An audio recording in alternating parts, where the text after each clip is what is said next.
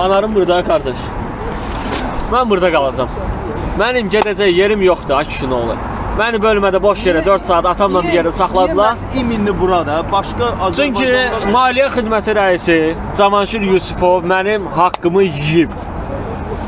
Rüşvətxor mənim haqqımı yeyib. Mənim mülkümü dağıdıblar. Mənim vətəndaş hüquqlarımı pozublar, qardaş. Gəlsinlər, cavab versinlər. Ay kişi nə olur? Kimsə gedib evində rahat istirahət edir, amma mən küçələrdə qalıram. Cavanşir Yusifov, sən evə girəndə hansı vicdanla, hansı qiriyyətlə girirsən evə? Mən bu dağı küçədəyəm. İnsanın qeyrəti olar. Nə bilim, hansı ermənisən sən? Zülfəli İsmailov, erməni sözsüz.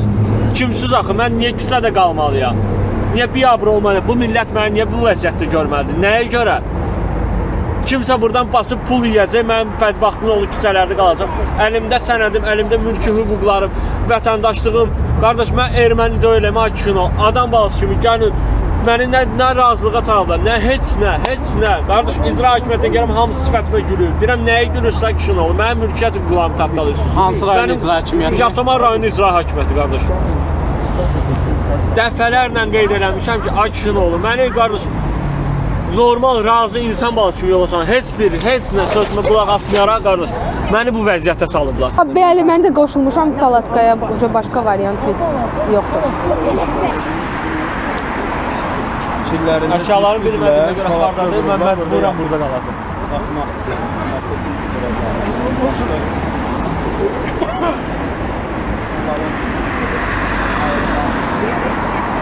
Heç bir xəbərdarlıq etmədən, heç bir əllərində qərar olmadan gəldilər, bizim evi vurdular, evin bir hissəsini. Burada qalmasaq da nə düşünürsünüz? Bir dəqiqə deyən, durursan danışmışsınız, bir dəqiqə deyən də.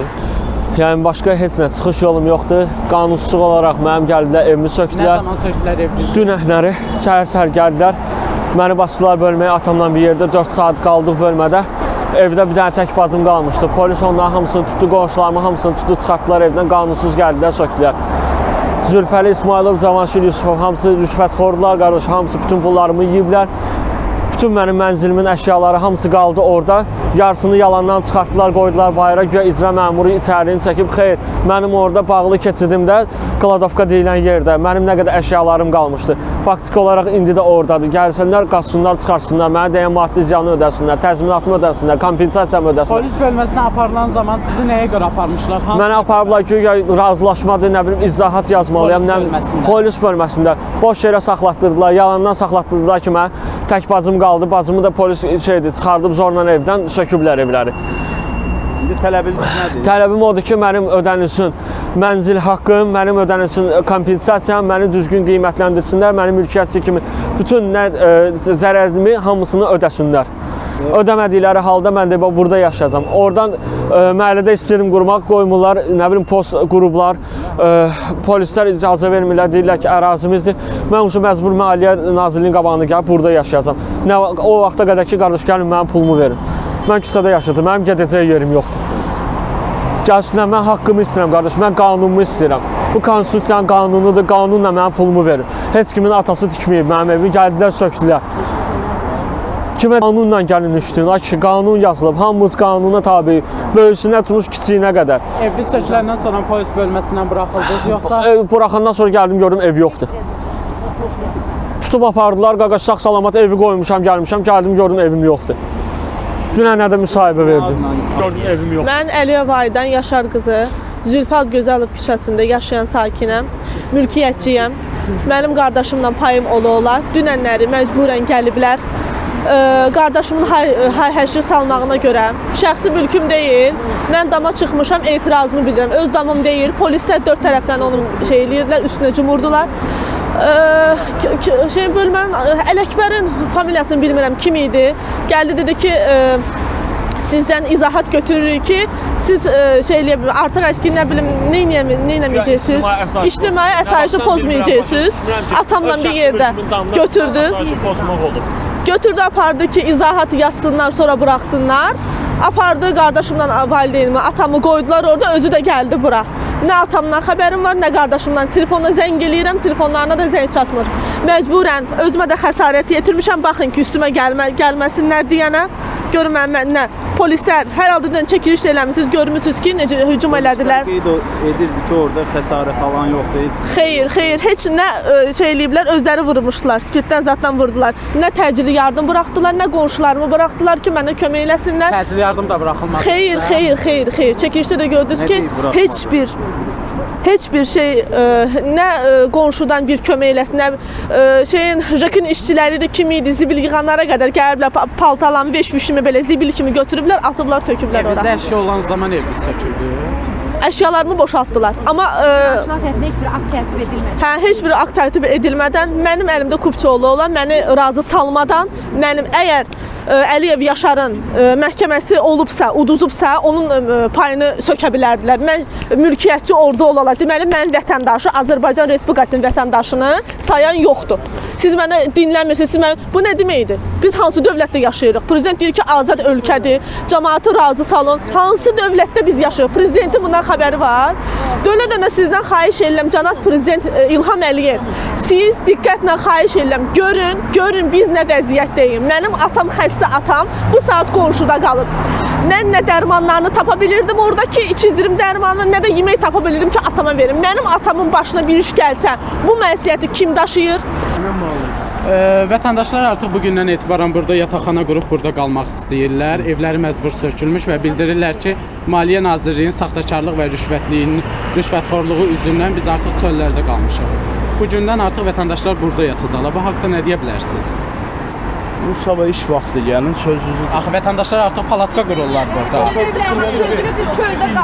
Yox, mən başa düşürüm ki, sadəcə belə deyim də, indi saatın elə vaxtıdır ki, heç kim yox. Biz də gəlmişik, palatkamızı qurmuşuq ki, burada yataq. Qalmağa yerimiz yoxdur. Sadəcə iş vaxtı gəlin, müraciət edin. İş vaxtı nöşkəli, bizim evimiz, eşiyimiz yoxdur, orada qalacaq, palatkada qalacaq. Yəni bugün burada qalmaq dəqiqdir də. Evimiz yox, eşiyimiz yox deyə sökülüb, evlər sökülüb, evi sökülüb, vətəndaşın evi sökülüb, qalıblar ortalıqdan. Hal-hazırda da sökülən evin yanında polislər durur. Bəli, yaxın qoyunlar. Post qruplar. Post qruplar, bəli. Niyə görə post qrup? Sovetski sakinləri. Sovetski sakinləri, Maliyyə Naziri, bu Maliyyə Nazirinin xidmət rəisi Cavanşir Yusifov qəşəng maliyyə fırıldaqları ilə bu pulları yeyib, cəmaatın pulunu vermir, qanunsuz fürsət axtarır cəmaatın evini sökməyə. Əlinə fürsət düşən kimi də gəlib qəşəng sökür vətəndaşların evlərini, bir qanuni mülkiyyətlərini. Vətəndaş qalır çöldə. Bax, evi sökülüb,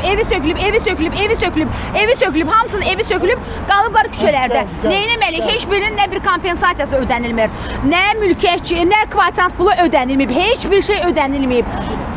İstədiyi kimləri fırladırlar, nə istəyirlər, eləyirlər, cəmaatın evini, şəxsi mülkiyyətlərini sökürlər, cəmaatı da salırlar küçələrə. Biz hara müraciət eləməliyik, hara gedək, dərdimizi kimə deyək? Bizim də daha yerimiz yoxdur qalmağa, gəlmişik burada çadır quraq yaşayaq, vəssalam. Bizim qanuni haqlarımızı versinlər, bu yeyinti fırıldağına son qoyulsun, qanuni haqlarımızı verilsin. Maliyyə xidməti rəisi Cavanşir Yusifov, daha sonra Bakı şəhəri Nəzarət Təftiş Şöbəsinin rəisi Zülfəli İsmailov bütün yeyintiyə yol veriblər. İndi cəmaatı köçürdə bilmirlər, cəmaatı qanunsuz köçürdürlər, cəmaatın mülkiyyət hüquqları tapdalanılır, işləri məhkəmədə ola-ola qanunsuz gəlib evləri sökülür, maliyyə fırıldaqlarına yol verilib və maliyyə fırıldağının da altından çıxa bilmirlər, cəmaatı da pul verə bilmirlər. Deyirlər ki, büdcədə pul yoxdur, yaxşı, büdcədə pul yoxdur. Nöş gəlib cəmaatın evini sökürsən, cəmaat oturub da evində. Cəmaat səndən heç nə istəmir ki. Vətəndaş heç bir şey istəmir. Vətəndaş qanuni öz mülkiyyətində oturub, sən gəlib onu evindən çıxardırsan, zorən çıxardırsan, deyirsən ki, bu yer mənə lazımdır, özün də pul ödəmək istəmirsən, deyirsən ki, büdcədə pul yoxdur. Necə yəni büdcədə pul yoxdur? Biz bugün bu cür zəngin ölkədə yaşayırıq, neft-qaz ölkəsində yaşayırıq. Niyə bizim büdcəmizdə pul yoxdur? Bizə pul ödəməkdən pul ödəmək istəmirsiniz bizə? Nə haqla bizim haqlarımızı yeyirsiniz? Heç biz də sizə mülklərimizi satmırıq. Pulumuz yoxdur, gedin oturun evinizdə. Biz sizə yalvara mülklərimizi gəlib satmırıq. Bizdən zorən mülklərimizi alırsınız məhkəmə yolunda. Bizləri məhkəməyə veriblər ki, yəni biz vətəndaşı çıxarda bilmirik. Ay hakimlər, gəlin bizə bu saxtakarlıqda kömək eləyin. Sizinlə bir yerdə vətəndaşı ataq küçəyə, vətəndaşın qanuni haqlarını yiyək. əməlli başlı korrupsiyadır ölkədə. Bu korrupsiyanın içərisində Maliyyə Nazirliyi, Yasamal İcra Hakimiyyəti, prokuratura, hamısı bunu Daxili İşlər Nazirliyi, hamısı bu korrupsiyanın içindədir. Hamısı korrupsiyada əlbirdir. Məhkəmə sistemində bütün hakimlərin verdiyi qərarlar sifarişlidir. İcra Hakimiyyətinin, Maliyyə Nazirliyinin sifarişi ilə qərarlar verilir. Mənim hələ mart ayının 4-ündə mənim apellyasiya məhkəməm olacaq. Yasamal İcra Hakimiyyətinin hüquqşünası Ramin İsrafilov deyir ki, biz artıq danışmışıq sizin məhkəmənizi, bir prosesdə sizin məhkəmə işiniz həll olunacaq. Hakim Mirzə Tağzadə ilə artıq danışılıb, bir prosesdə sizin məhkəmə işiniz həll olunacaq. Xeyr ola sən mənim məhkəmə işimi sifarişlə həll edirsən. Nə ixtiyarınız var? Biz məhkəmələrimiz bizim müstəqil idi, hakimlərimiz müstəqil idi. Nə ixtiyarla siz məhkəmələrə təzyiq göstərirsiniz? Hanı hakimlərin müstəqilliyi? Mən ədliyyə orqanlarına müraciət edirəm, Fikrət Məmmədova müraciət edirəm. Fikrət Məmmədov, siz hara baxırsınız? Niyə sizin hakimləriniz müstəqil fəaliyyət göstərməkdən qorxurlar, çəkinirlər? Bu nə biabırçılıqdır? Mənim hüquqlarımı qoruyacaq. Mən vətəndaşım, bəli, mən sizdən artıq dərs Asayişinizi qoruyuruq. Allah köməyiniz olsun. Allah sizə köməyiniz olsun. Qanunsuzluğa imkan vermir. Məni evimdən tullayıblar. Mülkiyyətimi əlimdən alıblar. Əlimdə sənədlərim olan mülkiyyətimdən qovurlar məni. Həmçinin olun da xanım. Aplodismenti. Bravo. Səhnədəydi sələbi. Sizə bir daha rol verilmişdi, roldaydı. Xanımı bütün polislər sürüyüblər, əlini qolunu bağlayıblar, xanımı sürüyüblər və evini söküblər. Xanım 3-4 saatlıq evindən gedib, işlərinin dalışıca gəlib görüb ki, artıq evi yoxdur. Vətəndaşı tutub aparıb, polis bölməsinə gəlib görüb ki, evi yoxdur. Hamısı Yasamal rayonunda baş verib. Sovetski deyilən ərazidə baş verib. Şəhərin ən mərkəzi küçəsində, hansı ki, prezident aparatı ilə bizim aramızda cəmsi 3-500 metr məsafə var. Burada baş verib. Prezidentin gözü qarşısında baş verib bu haqsızlıqlar. Müraciət eləmədiyimiz yer yoxdur. Qanunsuzluğuna əsasən mən aparatımda bölmədə saxlayıram. Tək bacım biz artıq bilsiz hara şikayət eləmək istəyirik. Biz artıq istəyirik ki, məktub yazaq. Məktub yazaq, şəhidlər xiyabanına gedək. Nəyi qanunsuz qardaşım? Bəy, yol Nəylə verin. bağlı siz yaxınlaşırsınız? Bir dənə işimə yol verin. Mən Şunu işimi gözmə aparım. salma, Mənim yəni. işimdir. Çəkiliş aparmalıyam. Narahat olmayın da. Siz gəlin. Bizdən yol verin. Qoyun biz keçək peşə fəaliyyətimizi Səbir ol. Yox, qardaş, səbir ol. Əl vurma mənə. Əl vurmuram. Ay sağ ol. Bir dənə qoyun peşə fəaliyyətimizi aparaq. Maliyyə xidmətinin Evimizi söküblər. Cavanşir Yusifov. Cavanşir Yusifov. Qardaş, mənim mülkiyyətim. Götür onları. Sənədim ola, məni Əlvi çək. tullayıblar bayıra. Götür onu oradan. Məni atıblar bayıra. Vətəndaşın Əlimdə sənədim ola. Bununla bağlı hara müraciət Hər edin? yana. Bizdə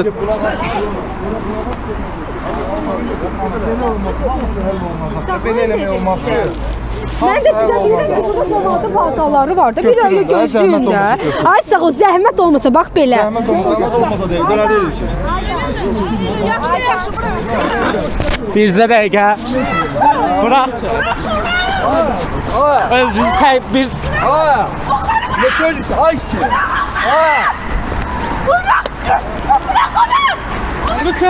Əlvi çək mətbuatam.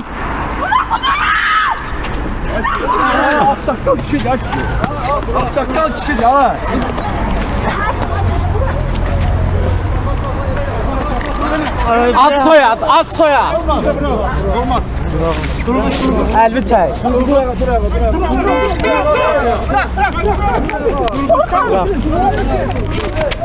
Əlvi çək mətbuatam, niyə təzyiq eləyirsən? Bırak nefesi çatma. Ad soyad özünüz təqdim eləyin.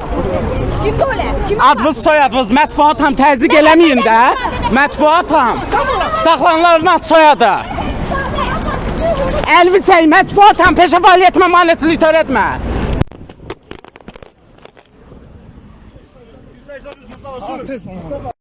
Videolarımızı vaxtında izləmək istəyirsinizsə, YouTube kanalımıza abunə olun.